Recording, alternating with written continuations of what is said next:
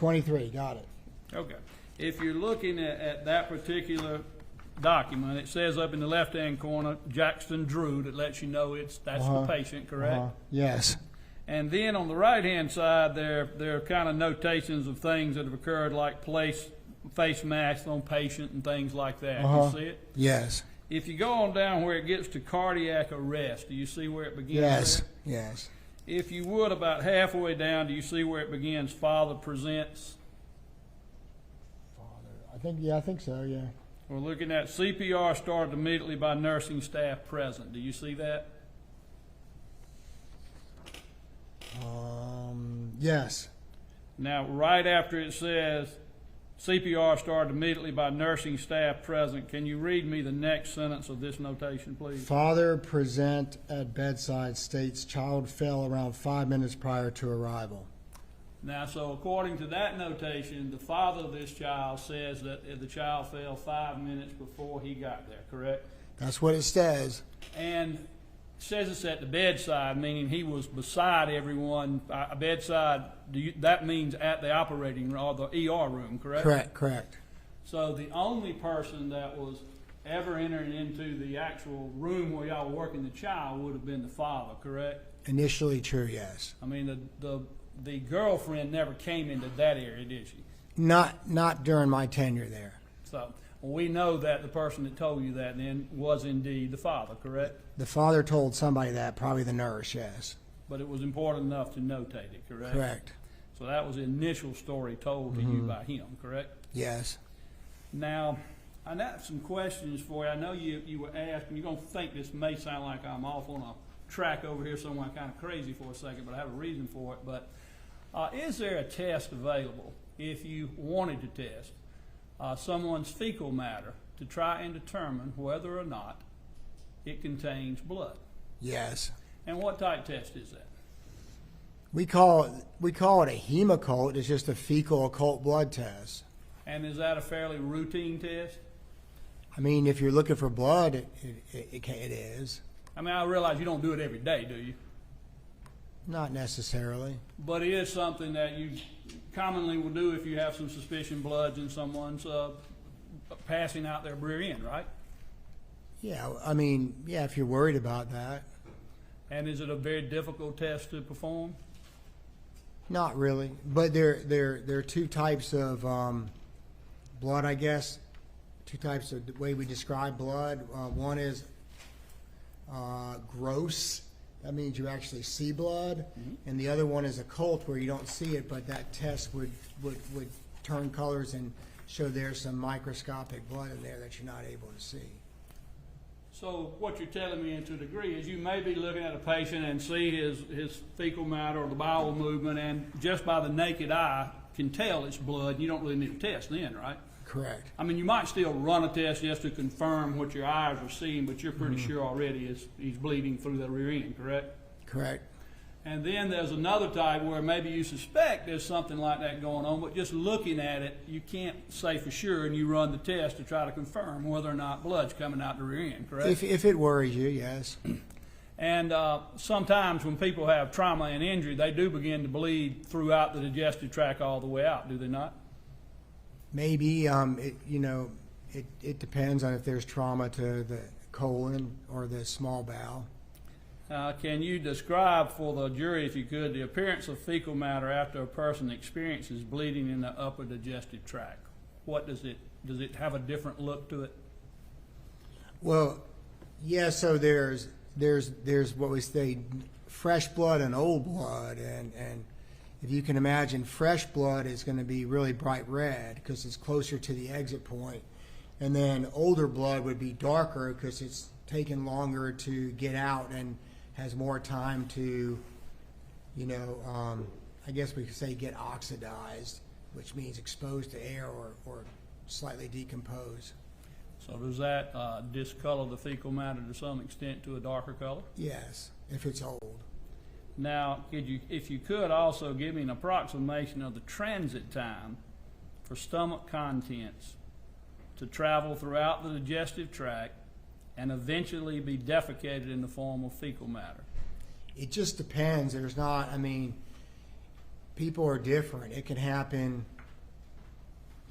maybe within an hour or two, or some people could be several days. It just depends. There's no exact time frame for everybody. So a fair approximation will be at least 1 or 2 hours and maybe as much as a day or two. Maybe. And I mean, as we know when we eat, I mean, I might eat lunch, I might eat supper, and then I might have to go to the bathroom and bowel movement the next morning, correct? Maybe. Or I might be somebody that don't need a bowel movement till that next night, correct?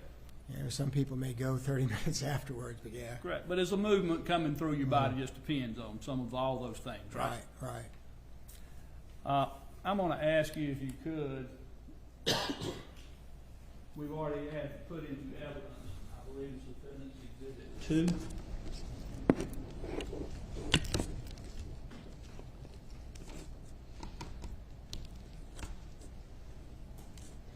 Dr. Busman, I'm going to show you an exhibit that's already been introduced into evidence in this case earlier.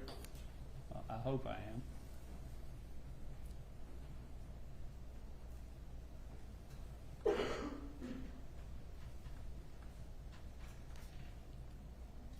Do you see what appears to be 3 diapers? Well, there for a second.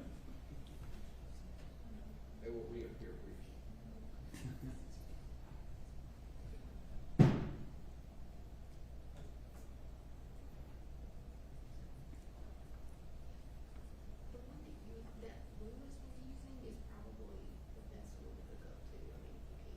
If there's a problem with your receptacle use, I mean, I have no problem with it.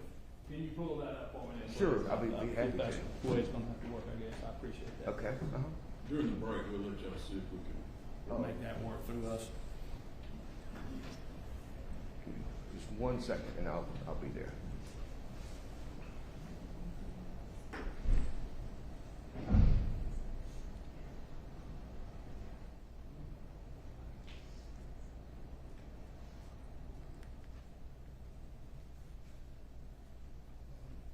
Mr. Gamble. Yes.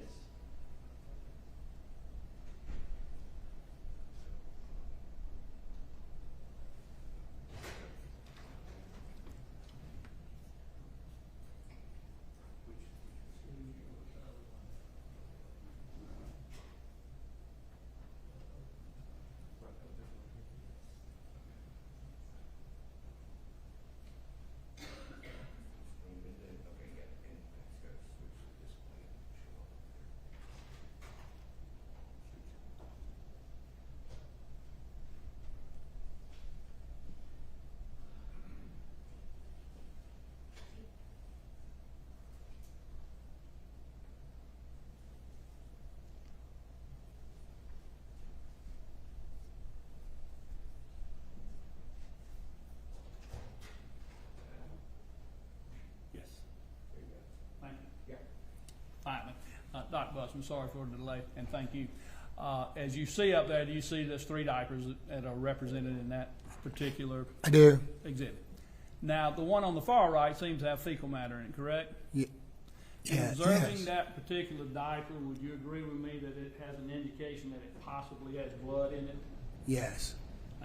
That's sort of clear to you in just viewing it, is it not? Yes, correct.